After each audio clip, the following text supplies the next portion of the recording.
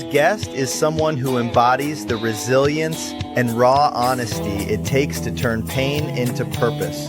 Cole Grace is a combat veteran who served in Iraq as a National Guard combat engineer, tasked with some of the most dangerous missions like IED route clearance and convoy security. But Cole's story doesn't end on the battlefield. After returning home, he faced a silent war within, battling undiagnosed trauma, chronic physical pain, and eventually addiction. It wasn't until a pivotal rehab stay in 2017 that Cole began uncovering the deeper layers of his story, including the impact of childhood emotional neglect he hadn't previously recognized. Through deep introspection, trial and error with healing modalities, and a relentless pursuit of self-understanding, Cole not only began reclaiming his life, he wrote a book to help others do the same. It's called Internal External, Calming the Chaos Within, and it offers practical, relatable guidance for managing mental health and breaking free from self-sabotage. What sets Cole apart is his humility. He doesn't pretend to have all the answers, but what he does offer is real, battle-tested wisdom on how to stop distracting ourselves from our mental health and start truly healing. His message is powerful, his story is raw, and his mission is clear: to help others climb out of the darkness. Please welcome to the show, Cole Grace. Hey, how's it going, Cole? Hey, I'm doing really well. Thank you very much. That was a wonderful introduction. Oh, I appreciate it. I appreciate it, man. It's fun to make them. Hey, I like to tell stories, and your guys' stories make it easy to do. So, yeah. So let's dig into a little bit about your background, man. What brought you into what brought you to the military? So I don't have this great patriotic story about what brought me to the military, but I always was a pyro, and I loved 4th of July, blowing stuff up. My grandpa had like a black powder cannon. I was always obsessed with setting that off. And then after high school, I wanted to go to Northern Michigan University with friends of mine that were all going there. And my parents weren't going to pay for it. And so I ended up exploring options, and I found the Army National Guard. And this is July 2001. So it's like right before 9/11. So I sign up in July 2001, and then I'm in my first semester at school, and 9/11 happens, and I could have foregone and I guess not gone to boot camp at that point, but I went to boot camp, and then it wasn't until 2005 that I was deployed. Okay. Yeah. The National Guard reserves, they all played a huge role in this. I still to this day remember that meme of the guys holding up the sign that said 1 week in a month, 2 weeks a year, my ass. Yeah, definitely. And when we went over there, we were attached to Marine units, 1st and 2nd Marines, and we're doing route clearance. So it was a lot different from what they had expected from the nasty guard to what was actually happening. And so we had a lot of accolades from Marines and the people that we worked for. It was a really good experience as far as like you just said, not just being the weekend warriors. Yeah, and for the listeners out there that don't know, route clearance is a task that sucks. Everybody hates it. I don't know of anybody that says, man, I really look forward to doing route clearance, but it is a huge importance to the people's lives that are coming behind. Is that what your primary mission was as a combat engineer with the Marines? Was you doing the route clearance for them? Yes, this was kind of like 2005 pre EOD. They had EOD, but it wasn't ramped up enough to have EOD embedded with everybody. Mm-hmm. So we did route clearance in different AOs according to mission plans and whatever higher up sent down. But we would clear certain AOs, and at that time we didn't have the robots. So what we would use is like a Husky, it was called. It's a metal detection, ground penetrating radar thing. It looks like a dune buggy and with wings and drives down the road and has signal jammers because that's how they set it off with typically like a walkie-talkie or something. and they key the one walkie-talkie, and on the other end is the trigger. So they have this signal jammer to stop it. That thing kind of drives over the bomb, marks it, and then it checks in front and behind for secondaries or for daisy chain, which means like multiple connected. And then the next vehicle pulls up. It's called a Buffalo, and it has a big hydraulic arm on it, and has like a hand and then like a spike, so it can dig up the rounds and then spike and pull the det cord from the trigger and separate it. And then my goofy butt gets out with C4 and walks up to it, picks the rounds up, moves them off to the side like in the ditch, builds a C4 bomb on top of it depending on how much ordnance is there, and then I set that off with a time fuse and go back and make sure it's all blown up. So that was kind of our procedure. It was different. Yeah, I mean, it is, EOD is a tough job, man. It really is. And for people out there, I don't think it's anything like what the movie, I can't remember what it was called, that was about the EOD tech. Oh yeah, the Hurt Locker. No, I hate it. Yeah, people are always like, "Is it the Hurt Locker?" No, nothing like that. No, not as exciting. You're not out there, for the most part, unless you're trying to salvage something from the device to get a signature from the or something like that. It's blow in place and move on. Yeah, I collect the trigger for evidence and stuff to get the signature of maybe who made it, who the bomb maker was. I take that back with me. But now they use a robot, and it's not me sitting there like, do I pull the blue wire or the whatever? It's already disarmed. I'm just I'm disposing of it, so to speak. And the dangerous part was if we did it day missions, which we had to do sometimes when we're escorting Marines into or out of like their mission. I've been sniped at while I'm working on a bomb, or, had some instances where we've taken fire while I'm out and exposed, which is why they use the robot now. But yeah, it's, it keep you on your toes. Afghanistan is good at that, man. I always tell people, the difference is between Iraq and Afghanistan is when the bomb goes off in Iraq, you can get out and look around because there's nobody there to do anything. It was all remote detonated.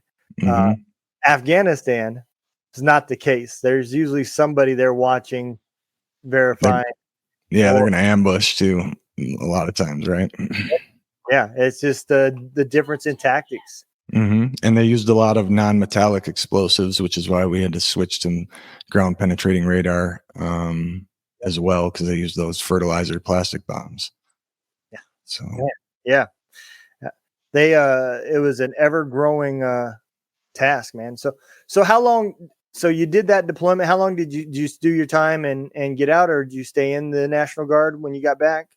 So I was over there for a year, and when I got back, I did re-up. But also when I was over there, we were looking for a better way to do the job, which ultimately ended up being the robots that you see maybe on TV now.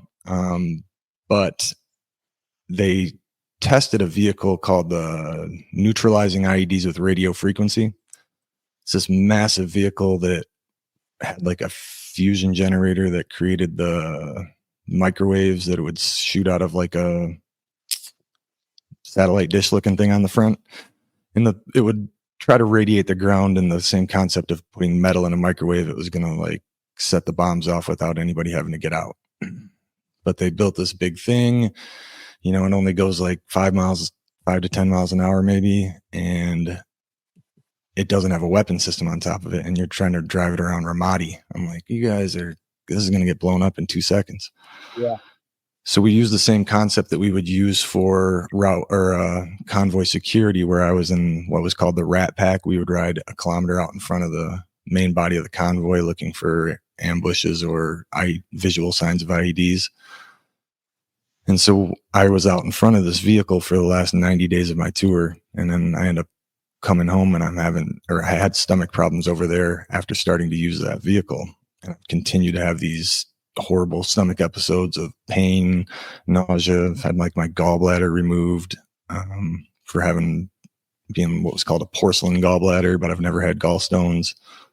I've had my appendix removed and a lot of different stuff afterwards, and also like 100% disabled, permanent and total now through VA.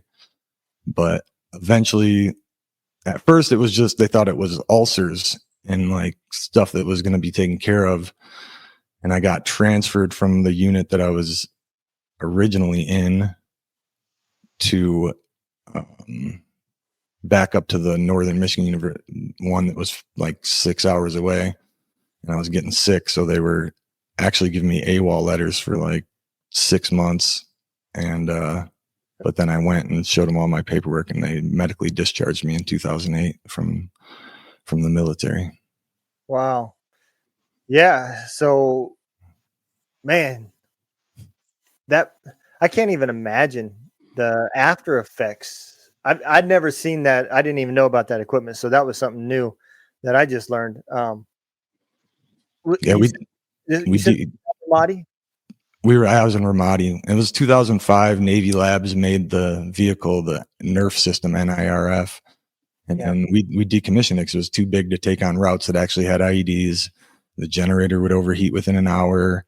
So we'd only drive it down main supply routes. So at the time, I'm thinking this mission is cake. Like, from what I'm doing normally to doing this for my last 90 days, fine. Like, put me on that mission. I don't care. That this thing's easy. We just drive down Tampa main supply route. It'll break down within an hour and we'll be back. And, but I didn't realize that, they had to shut the thing down when we're driving under observation posts or any coalition forces. Yeah. And so we kind of joke, but they said we were in a far enough standoff distance. But, I'm standing up in the turret, so who knows? Yeah. Oh, man. Man, you really got the raw deal. I was at Ramadi in 2012. And, what a shithole. Yeah, it is. There's, you don't get any celebrity or the MWR shows or whatever, the USO shows. That stuff doesn't happen there. Nope. We lost your video feed. Let me see what happened here. Browser lost connection. All right, where are we at exactly? Sorry. You're back. So we were talking about how the equipment that you guys were testing in that lovely resort called Ramadi. Oh yeah, Ramadi. Of how it was affecting the troops. You said you did this for your last 90 days. Yeah, we ran these missions for the last 90 days. It was like we ran it at night. We kept it in a special hangar, so it was like, not supposed to be talked about. But one of my friends actually got a video of it, and that was kind of how I got. I'll send it to you after this, but that's kind of how I got my full disability, was through that. Oh wow, man! So you come back and you're going through all of the problems that you're having, not to include the red tape that you have to deal with of just trying to get anybody to believe that it was related to the military. It's not like they just say, "Oh, you got an ache and a pain. Yeah, that's on us. We'll take care of you." Right. Talk me a little bit through that process, man. At what point did you realize, hey, something's going on? So yeah, at first I had a couple instances where it happened while I was over there, and it seemed like it was like dehydration, because I'd get really bad stomach cramps, and like so they just figured I was dehydrated. I think it happened 2 or 3 times where I had to go to the medical. And so that's really what saved my ass, really, was that I had to go to medical while I was there. And then I get back and I'm going to the emergency room, and it's the same symptoms. And so I was able to get the cervix connection that it's, I didn't have these issues before, and that it started while I was there. Yeah. But they didn't, being that it was such a one-off thing, it's not like, a missing limb or an injury that's, it's, you got radiation damage. Okay. It's not even a record of this vehicle, really. You have to really dig to find it, Yeah. And nobody else did this. I'm like, no, actually I was kind of like the only one that did that. And, there was one other vehicle in front of me, but, that gunner didn't necessarily have any issues, I don't think, that I know of. So yeah, it was very difficult to piece that all together, and I don't know what's going on. They're telling me that maybe it's a psychosomatic, that I'm, my PTSD is making me, sick. And so, I'm trying to go get counseling for PTSD, but as I start to kind of work through my PTSD, I'm still getting sick. And, it was good to start working through my PTSD, and that was kind of like pulling teeth. I went and started working on my PTSD for Iraq, and then the first thing he asked me is like, about childhood, and I cussed him out. Like, I just got done disarming bombs, dude. You want to talk about my childhood? My childhood was fine. But come full circle, actually, a lot of those seemingly smaller things that happened during a time period like 0 to 5 years old, when it was more impactful than some of the things that happened in Iraq that were more intense, let's say. Yeah. There's been a lot of studies that talk about how the traumas of our parents and our bloodline pass down. Yeah. Um, those anxieties, and maybe that's where sometimes, I'll have an anxiety attack and not even know what it's from. I'll just wake up with this doom and gloom feeling, and my chest is all tight, and maybe that's some of it. I don't know what it is because it's just something inside me that was passed down. So I do believe that, and I do think that that makes sense. A lot of people don't understand because they can't see it. Like you said, it's not a lost limb. Right.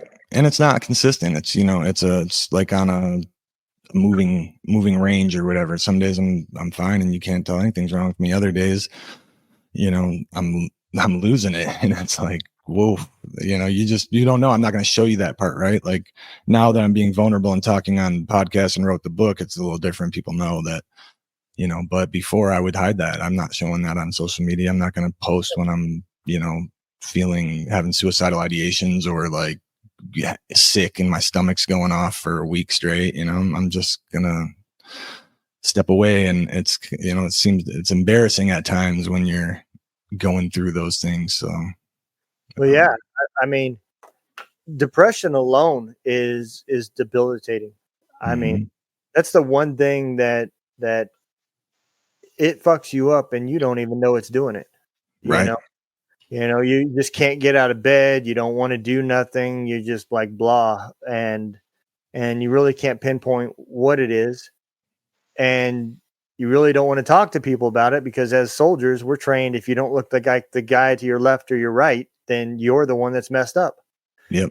And yeah, that just doesn't work. Once you get away from the military, that's great for your uniform. That's not mental health. No, stuffing it when you're in the situation, like when I'm disarming bombs, I can't process those fear and all that emotion, but I have to eventually process it or it'll just bubble up in ways that, like you said, that you don't even realize. You're like, what the hell is that? And it's, well, that's because you never dealt with that, before, or even like you said, from your parents, because your parents never dealt with that and it's passed down through you. So it's really, in the book, I talk about ways to prepare for those storms, to have tools in place. So when that does hit, I know I don't feel like doing this, but I know that I need to do gratitude. I know I need to do this, my positive affirmations, and I know I need to read my mission statement and reframe this before it does start to spiral down and go for months and get worse. And you keep feeding it with more negativity and your brain has this thing called like a reticular activating system. And so like it's your filter and what you think about and it'll show you the things that you believe and think about. So if you're going in depression and you believe that your life sucks and that you're all this stuff, then you're going to keep seeing examples of it. And so it's ways to kind of pull yourself out of that and reset when that storm comes. Yeah, it is. Man, I'm thinking back through the things that I went through, and man, a lot of similarities. Yeah. Just the isolation and everything else. It affects. It's one of the reasons why I think soldiers lose their identity is you come into this world that there was no tools given to us. The only tool in our toolbox is anger, and that's how we deal with everything. And Yeah. it just doesn't work out here. No, shift it to anger. Yeah. Any uncomfortable emotions turn into anger. Yeah. Yep. That's the only, and that's great for combat, you know. Yeah. It doesn't serve us here though, right? Like that's the same thing, that perfectionism. Like the first time people got killed when I was overseas, I had kind of this belief in myself because I was aloof from my childhood traumas in school. I didn't do the greatest, and my stepdad always, it wasn't wrong, but he told me, like you're a lollygagger, you just do the bare minimum, this, that, the other. And so when the people got killed at first, I have this now association that if you make a mistake, people die, and you don't pay attention, you don't engage, you don't fully ever, you just do the bare minimum. So I really started to beat myself up and and become a perfectionist, and that really served me over there because I was really good at what I did. But then you come home and it's like, all right, how do I unwind this protection mechanism that no longer serves me? And a lot of times we don't. We just kind of like keep it there and want the world to change. Yeah, you are 100% right. And if you go take a job with like corporate America or something, you're going to find out real quick that perfectionist and doing everything right isn't going to work. It's not going to win a popularity award because everybody around you is going to be insecure and think that you're trying to take their job. And it's just a different world. Yeah. You know, I don't understand the world, to be honest. And that's why I'm glad I'm retired and I don't work. But it's just frustrating to see the soldiers come out to a system that wasn't there. Yeah, definitely. I'm trying to get a sports psychologist to come on this show because I have a theory, right? To be at that elite of a professional job, to play professional sports, even in the high competition of college sports, right? It's not all physical. There's mental things that you have to deal with, right? The pressure of being the best, the pressure of new money that you didn't have before, the pressure of PA, all that stuff. And it is something that I thought was, if we took more time preparing the soldiers mentally before combat, not just physically, would the damage be as hard to deal with when they come back? Still going to be trauma. Yeah, it's a good question though. Because like the mental that we get in the military is that like you're too tough for it to affect you. Basically, like we're making you so hard that you can you can eat nails and eat dirt and spit nails or whatever. Like nothing affects you, and it's more of like a brainwashing of a follow directions, do what you're told, but you're not told how to cope with anything, like you said. Yep. And if they do bring in somebody, they put that office right next to the commander's office so they can see who's going in there. Yep. And it's not a program that was designed to help. It was a check the block. Exactly.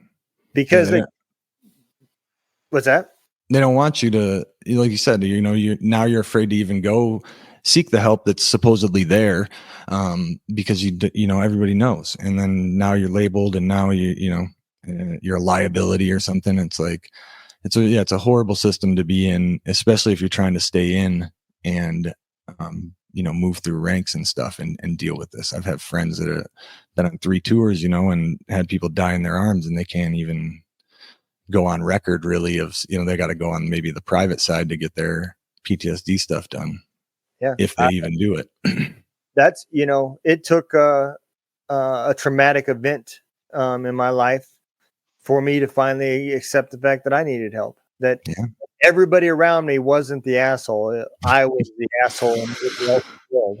Yeah, that's a hard one when you figure that out. Yeah, and I did the same thing. I used TRICARE. I didn't even though I wasn't even in the military, I was like, I don't even want to go to the VA and ask.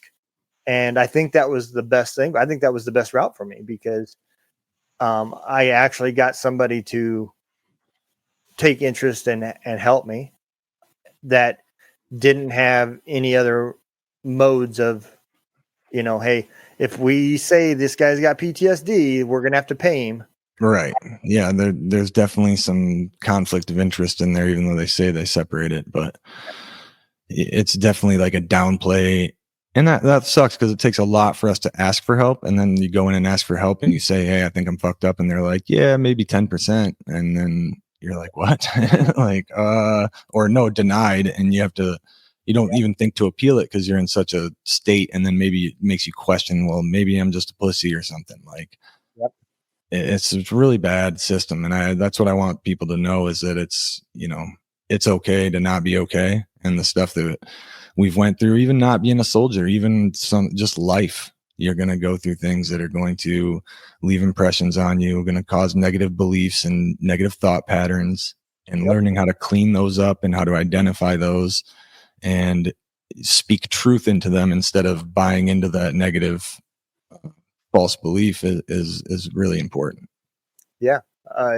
You couldn't have said that better. It is by far one of the toughest things that we deal with. And it's just mind blowing, right? If the civilian health sector, right, had patients shooting themselves in the parking lot of the place that they went to, would there be an investigation done on that? Yeah. Pretty damn. Yeah. But how many soldiers have taken their life in the parking lot of a VA after being told that's all we can do for you, or there is nothing else, or and just being like, just giving up, man. Yeah, it's hard when you come to that point and you finally ask for help after we talked about how stubborn and how kind of jaded we are towards asking for help, and then you get that answer, or you get oh, maybe we can see you in 3 months, and it's like, what? Like, Yep. no, I'm thinking about killing myself, and they're like, yeah, well, okay, well, when you're past thinking about it. yeah, here's an 800 number, and like we'll make an appointment for you in a month or two. Like, that's not going to work. Yeah, and it's sad that that's why I'm trying to give self-help things and tactics that you can use to do this on your own a little bit while you can bridge the gap and go get help. I'm not saying don't get help and just do this yourself. Like, I like EMDR, counselor therapy, and there's a lot of different modalities I talk about in the book and different ways that you can go about things. But having these tools in your toolkit is important because it's just, you get so irrational when that PTSD kicks in and it feels like it's right now is going to be forever. And it's just a very dark place to be in. And if you don't have any tools to fight that battle, like you were saying, that battle inside, I know how to fight the battle outside. I know how to be violent and how to handle a threat in a combat zone. Yep. I don't know how to very well. I'm learning and I've learned, but I didn't know how to fight that battle inside because, like you said, it's anger. How am I going to fight myself with anger? How am I going to fight myself the way I'm used to fighting? I'm gonna take myself out. And so softening the tactics and learning this new way to battle has been hard. Yes, and coming from a guy that wrote a book about his time in the military, I have discovered that that's one of the hardest parts about healing is you have to look at yourself in the third person and then judge yourself. Mm-hmm. What were you thinking? What were you doing? Where did this come from? And you can't do it being yourself. And I think even though it took me a year because I kept putting the book down because it was just stuff I didn't want to keep going back through. Especially after the military, when I discovered what kind of asshole I really was. And the things that I was doing, it makes it even that much worse because now I'm looking at myself thinking, man, what a dick. And I'm talking about myself, but now I'm looking at it in a different set of eyes. My moods have been stable. The anger has been lowered. I can now think, process, act versus think, act, Um, and so those things were all really big deal. At what point, for me, that point came from a time where I felt my family deserved answers on what I've been, but I wasn't ready to have a conversation about it. I just wanted to give them the information and let them do with what they wanted with it. And that's what I wrote what wasn't going to be a book. My daughter actually asked me to publish it. I was just writing something to them. Mhm. And so what in your spot, where did you get to when you said, you know what, it's time that I document some of this stuff and help spread that world? Well, there was, I don't know. The one thing is there's 90 to 95% of the stuff that decisions we make and stuff come from the subconscious. Mhm. And even though I consciously wanted to change things, I wasn't digging into my subconscious like we were just talking about. And then go back, and then your guilt and shame comes up when you start to become more aware, like you were just saying. And so I have the acceptance in there as well, and like a practice of repentance and forgiveness of myself and for things that I did, and learning. But for me, when I started writing the book, I had just gotten out of rehab, so I was doing the stomach thing. I'd go into the emergency room and they'd take care of the stuff, but then the opioid crisis happened, and they were super restrictive on any pain medicine. So I'd go to the hospital, and then there would be like the VA thing. They're like, all right, well, I'm sorry, you're still in pain, but we got to discharge you. That's all we can do for you. And so at that point, I'm having suicidal ideations. There's no recourse. I'm just in pain for days at a time. And eventually I find it, drugs on the street, some painkillers on the street. And I start buying those for when I get sick. And then I start just fine taking them just at other times when I'm not sick, for other reasons. So my back hurts because I was out and doing the deck all day or whatever. Well, you should take a Tylenol, not a narco. But, Yep. I started abusing it. And also, I'm looking at all the external things that are going on. I'm a GS-13 for the government, project manager, getting awards. I'm going to school, getting a 4.0. So it's not affecting me, right? Like, I'm good. This is, You don't have whatever. no Yeah, problem. no problem. What's the problem? I'm paying my bills. Everything's good. So, but now it's taken more when I get sick to make the pain go away. And it's getting to a point where, I have to take a maintenance dose because I'm physically addicted to it. So I have to stay on it or I'll get sick. Yep. And so this is not going to be good. This is not going good. This is not where I wanted to be. This is not, I know that it can be a slippery slope. So at that point, I'm going to go to rehab and try to get clean because I couldn't get off the stuff without assistance with the withdrawals and everything. And so I went for like 9 days. And this is at the time where I was telling you I had addressed the combat trauma and I was doing really well in life. So I figured that everything was okay. When I was in the rehab, though, I'm reading, I guess one of the counselors gave me a book called Unlearn Your Pain and Depression or something like that by Dr. Howard Schubner. Mhm. And ends up the guy was from Michigan. I ended up seeing him clinically when I got out of there for a year or two. But the book it was just jumping off the pages at me.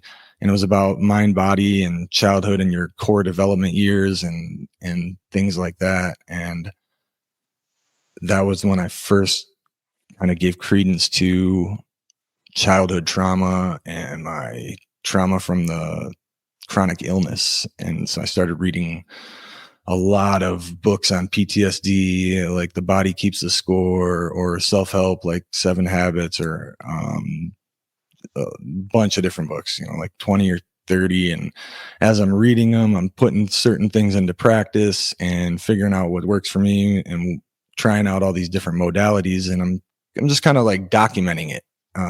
This is for maybe some of my friends that I served with. I'm thinking about how can I help now that I'm figuring this stuff out. I didn't want to work directly one-on-one with people because I don't know if I could handle having somebody I'm working with commit suicide, or the ups and downs and taking on their trauma. And so Yep. I start writing this into a book, and I'm starting to free write to go over some of my story, to kind of release some of the things and unlock some of the things and go through my subconscious and figure out where some of the stuff comes from. And so I'm writing it out, and I'm just gonna structure it into a book. But as I'm writing that book, I start to have imposter syndrome feelings, like, 'cause I'm still having issues. I still have issues. So I'm like, who are you to tell people what to do? You're not a psychologist. You're still fucked up. You're still going through your issues. Look at what just happened yesterday. You just went off because the dog was, whatever. Yep. And so I felt unworthy of having advice for people on how to live life. But then, I had to use some of the tactics in my own book after I shelved that book in like 2018, 2019 until 2025. And I was married, and my marriage was going through problems since 2022 or something like that. And so, I didn't feel very good about finishing Calming the Chaos Within when I was having a very chaotic time. But after the divorce, I picked the book back up to see how far I'd gotten, and, just whatever. And as I'm reading it, I'm starting to like do some of the things that I was saying to do in there that I hadn't been doing over the years. And it's working. I'm starting to feel better. And I'm realized that I have like 80-90% of the book written. I'll finish like maybe a chapter in the intro. So I did that, and then I published it. And I think from the time that I started writing it again and publishing it was only like 3 months, but it was shelved for 5 or 6 years. Yeah. And, this sounds exactly like what one of my last guests had a few weeks ago. He wrote a book about breathing techniques, and that everybody's got weeds in their head. Think of it as your thoughts are fertilizer, right? And you can either do nothing with that fertilizer and just wallow around in a bunch of shit, or you can put that fertilizer to use and grow something, right? He said, but these weeds will pop up, and they got eyeballs, and they see what feeds them and what hurts them.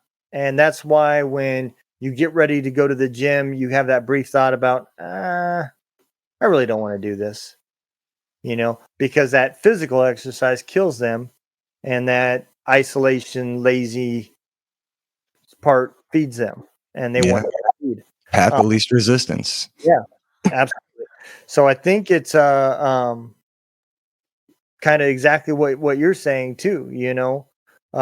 Your weeds took you away from what was working when you were writing that book, and you quit doing those techniques, and they started getting more and more feed. And the stronger you got, the worse the thoughts got. The depression starts again. That cycle can come back. It's not like a injury where once you're fixed, you can be good. No, you constantly got to weed the garden. Absolutely. And so, that's kind of like the tactics. Yeah, you definitely how to go in there and pull those weeds. But like you said, it's not just a one-time thing. They're going to grow back. There's always going to be maintenance, and there's going to be new weeds. And some of the weeds for me were, limiting beliefs from my childhood of like, you're not worthy, or you're not, these little underlying things that come from like my dad and mom divorcing when I was young, and my dad leaving, abandonment things, or, whatever. There's a lot of things that these little limiting beliefs come up, and then they generate your thoughts. Your beliefs generate your thoughts, right? And so I believe that I'm not worthy, so now I have all these negative thoughts about the thing that I'm trying to do that's a positive thing that's going to, like you said, exterminate some of these weeds, and it's going to grow flowers instead, and the weeds don't like that. Yeah. I'm just kind of going through some of these questions that I had, and one of them that caused it talks about exactly what we're talking about now is when you came back to the manuscript, right? There had to have been a change internally that said, you know what? I think I want to do this. and it was that positive thought. And I'm sure the weeds was like, no, you don't. Yeah. You don't. Mm-hmm. But what was it that made you decide to go back and complete it? Because I know how it feels. It's a wall, man. Yeah. And when you think about doing it and you want to do it, doesn't necessarily mean you're going to be able to do it. Yeah. Well, I'm a Christian, and I felt this calling from God when I first initially started writing the book that you need to do this. Yep. And so I started doing it, and then I was like, you mean I need to do this for myself so that I can feel better and I don't need to publish it? Is that what you mean? And so, whatever, but I kept getting the feeling even after, you need to finish the book. Yeah. And so I begrudgingly opened it back up and did it. And like I said, it only took 3 months. And then I kind of was like, in my own ignorance a little bit, I was like, okay, I finished it. Like, are you happy? He's like, you're not done yet, dude. You still, I got to go talk about, all this stuff. This is just the beginning. So it was a feeling of a higher calling, of a purpose, that turning the pain into purpose, and having, getting over that, the self deprecating, the self hatred almost, or doubting nature. And a lot of the things that I projected were my own beliefs on, and I project like, these people are going to judge me and these people are going to think that, and none of that happened. And I got way better. I was way harder on myself than anybody else. And it was because of those internal beliefs that I held that I had to go through and clean up. And that's what I believe leads to self-sabotage. It leads to this, procrastination of this, I'm not good enough to do it. So if I don't do it, then there's no chance of me failing. Yeah, it's definitely the safe side. That type A personality is, as I have learned, also comes with a high sense of, you may be super competitive and super good at what you do because you dedicate and you're absorbed in it, but it also comes with a lot of insecurities as well. And the moment that house of cards starts to crumble, man, it can be disastrous for the type A personality. Definitely. Yeah. I think, a lot of times you look externally to, especially if you're I call it like a functioning traumatic. And so you look for things to put your energy into to distract yourself from. I'm a top performer at work. I'm getting all the awards and all these things. But like you said, the things typically come pretty easy for type A personalities. And when something doesn't, it puts a little chink in that armor.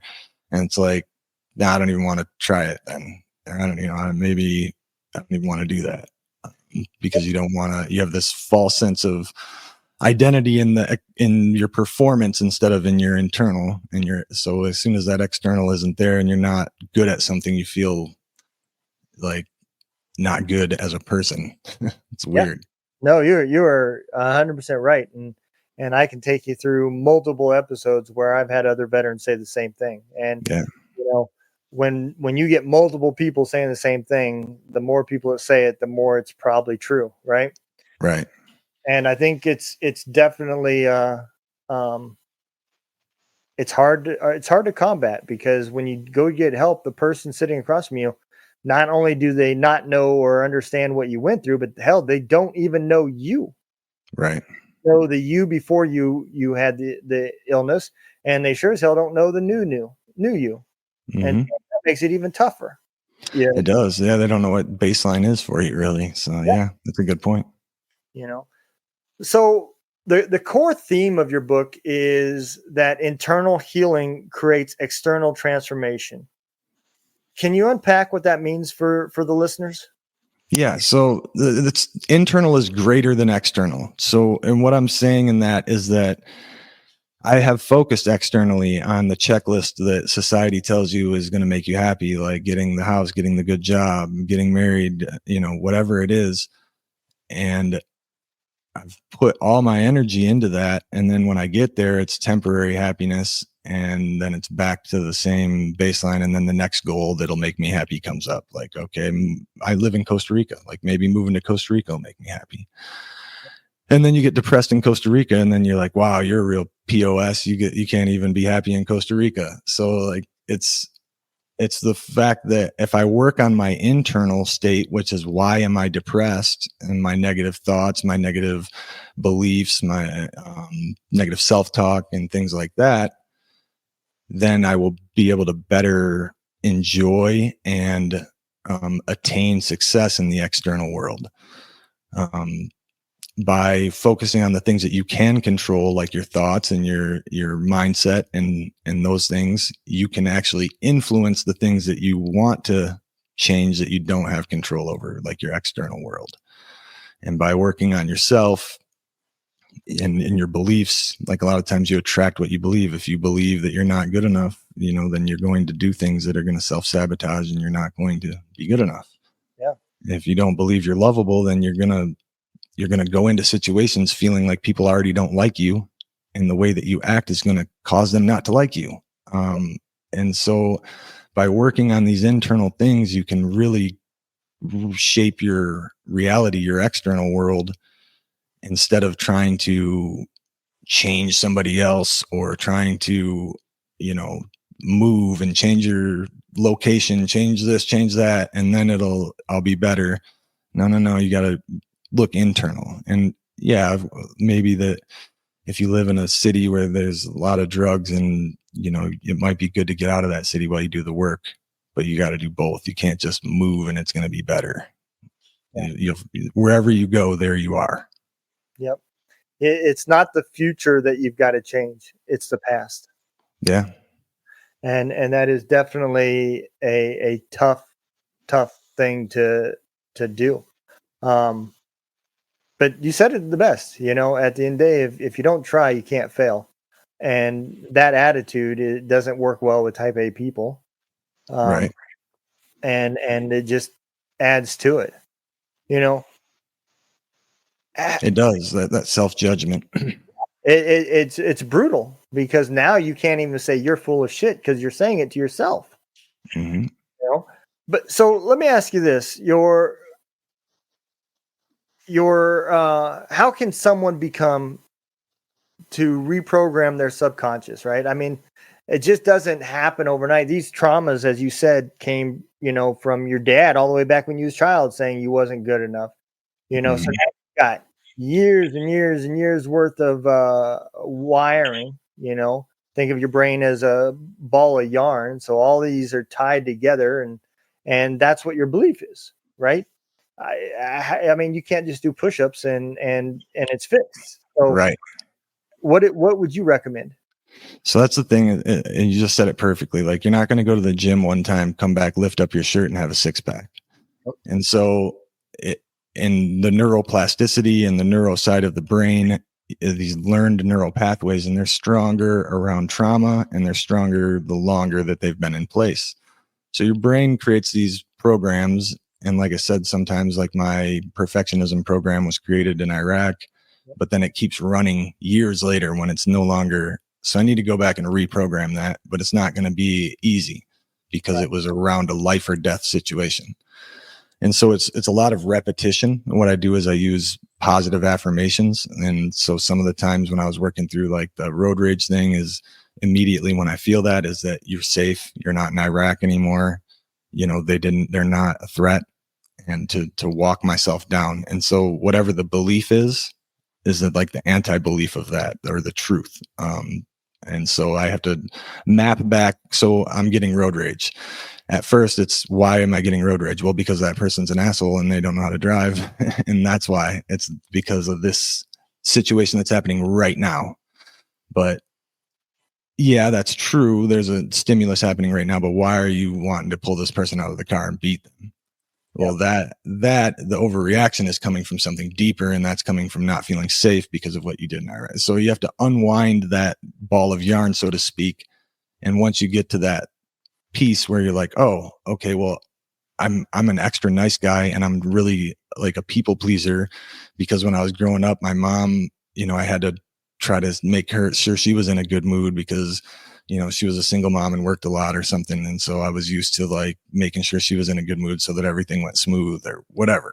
Yep. And so you have to kind of map that stuff back. And then I create a positive affirmation around it, about like being authentic and about not having to please everybody and being true to myself. And I am worthy, I am lovable, I'm confident. And so these things that I repeat them in the morning. I also do gratitude practice, and I write things that I'm grateful for every day. And I created a mission statement, which has like the roles that I am, like a Christian male, a writer, a speaker, author, speaker, and how I want to show up in those roles. And then when the storm does come, and then I also do the repentance and forgiveness, where when I wake up, I forgive myself. I apologize for things where I went off course, or I didn't act according to the way I want to act. And then I forgive other people and myself, so I don't hold grudges, like all the way back to my parents, and that helps with the guilt and shame. And then when the storm comes, I have to remember to do those things, not just like on my routine to just start doing them right now. To wake up depressed, then let's pull out all the things, read your mission statement, do your affirmations, read back through your gratitude journal, because like I said, everything feels so hyper focused in the moment. If you can break yourself back out and be like, oh, okay, well, I'm grateful. This happened last week. This happened. It can remind you that your life doesn't suck, and that, this is just one little thing in the whole spectrum of the world, or maybe it's a few things that have stacked up, whatever, that there are good things as well. Because, and so reading through those things, it actually primes my reticular activating system to look for things that I'm grateful for, to look for things that I'm happy about. And, so reframing things, like, a lot of times victim mentality happens. Like I get a flat tire and it's like the world's against me or something. It's like, no, you just got a flat tire. It's okay. Change the tire and like, it'll be okay. But sometimes that can be I like to be angry. Like you said, you can get addicted to that chemical cocktail release of anger. And so you can prime your brain to look for anger, look for reasons to be mad because you want to get that drug hit real quick. And, so I always just kind of the awareness of my subconscious and where these thoughts are coming from, instead of just, taking the thoughts at face value. Yeah. The biggest takeaway from what you just said is the ability to let shit go, right? You spilled your coffee this morning. You had a flat tire on your way to work. Those two things are not related. Mm-hmm. One did not cause the other. And to let the rest of your day be ruined over 30 minutes worth of problems is crazy. Yeah. But sometimes, and this isn't just a veteran thing. This goes along with just about everybody. Letting go of the things that you can't control. Yeah. Is the hardest part. And until you do that, you're not going to be able to move on. I control that the tire went flat. Mm-hmm. I could have controlled the coffee spilling, but I can't take it back. I can't fix it now. The mess has been cleaned up. It's done. Move on. And that's the hard part. It is. And I think a lot of times, like with the beliefs too, your brain loves to be right. Yep. So if you have a negative belief, man, watch out, because if you believe you have bad luck, your brain is going to show you all the bad luck that you have. So that's where I do the positive affirmations. I switch it. If I find that I find myself saying, God, I always have bad luck.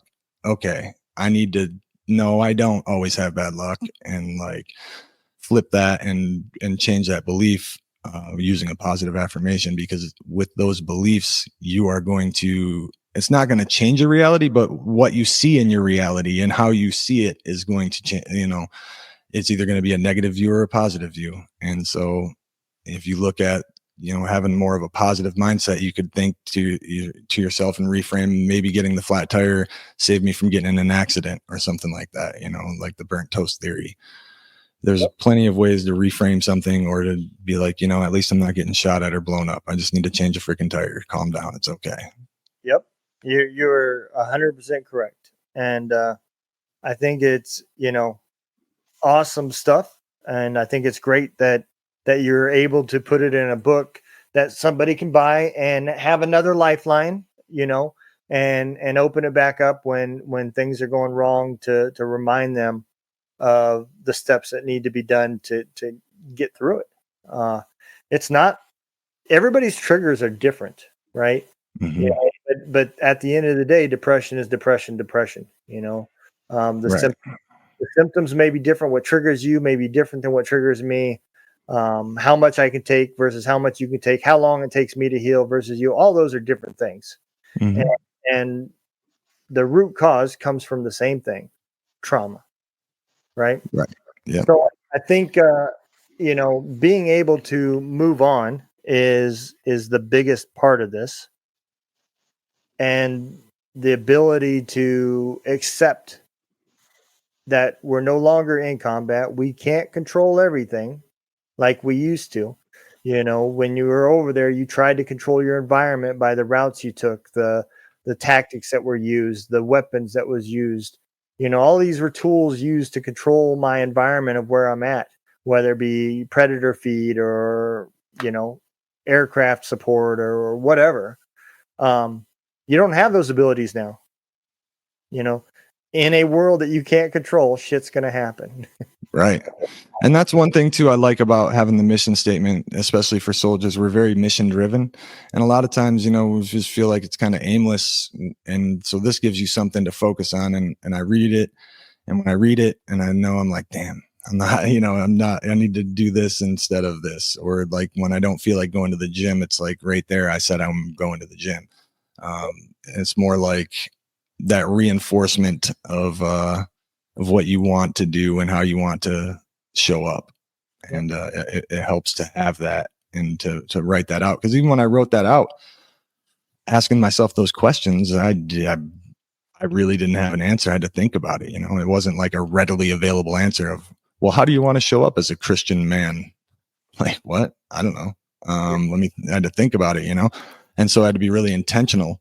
And now that I've been intentional about setting that plan, I can use that to, guide my decisions instead of relying on my autopilot, the path of least resistance that happens automatically. Yeah. No, absolutely, man.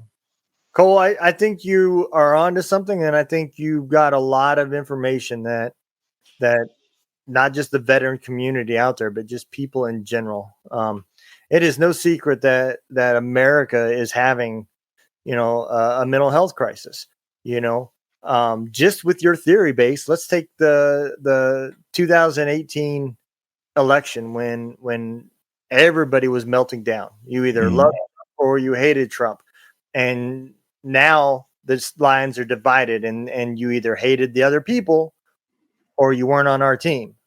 And all of these negativities that was just being fed to us, if we didn't already have some traumas and some mental health issues, we would have been able to see through some of that rhetoric and say, not really realistic. Right. Go talk to your neighbor, or you know what I mean? Like when I look at all the news and everything, and then I go talk to somebody and whatever it, and I see that it's not as bad as it, the constant being in the news and watching it every day and getting that negative programming from there too. And then your social media feed, it can definitely get negative from all sides when the algorithm and so it's hard with all of the ways that they use media to program you and to push agendas and to get feelings out of you and to change behaviors and stuff like that is it's psychological warfare. It's very manipulative, and a lot of times we just kind of it's a distraction. It's we have the internal problems and we're looking for something external to be mad about. Like, That's the whole premise of the book, is to, when you're getting upset about the external things that you can't control, about the presidential election, about the things that are going on, look internally and work on some things that you can control, and it'll make it a little easier to calm yourself down and to not have the anxiety and depression. There's the point in the 7 Habits of Highly Effective People where he talks about there's like 4 quadrants, or there's your circle of concern and your circle of influence. Your circle of concern are things that concern you, but you don't have control over, like the presidential elections and politics and whatever. And your circle of influence are things that you do have control over, how you behave, how you react, how you think. And so the premise is the more time you spend in your circle of concern, the bigger your circle of concern will get. Yeah. And the more time that you spend inside of your circle of influence, the bigger your circle of influence will get. So spend that time working internally, and you will be able to better affect and influence those things in the external that you're so worried about. Yeah. As much as, like you just said, I think negativity and I bring negativity to me, and negative happens. And then I say, yep, I was right. Yeah. Yeah. It can be the other way too. Mm-hmm. If you think positive and when good things happen, you can say, well, I was right. Yes. You prime your brain to look for the positives. And that's a great way to put it, way to articulate that. That's it, man. Well, I'm going to bring up our closing. I like to end the show with some fun questions. Let me ask this. If you got this book and it became a #1 bestseller and you want to celebrate, what is the go-to meal? What are you cooking for yourself, or DoorDashing or whatever? Oh, I would have to go with either like a brick oven pizza, probably brick oven pizza would be my go-to. I'm a pizza head. Yeah, I like pizza too. Mm-hmm. Yep. If you could have that dinner with one person, dead or alive, who would it be? Ooh, dead or alive. Oh man, I don't know. I'd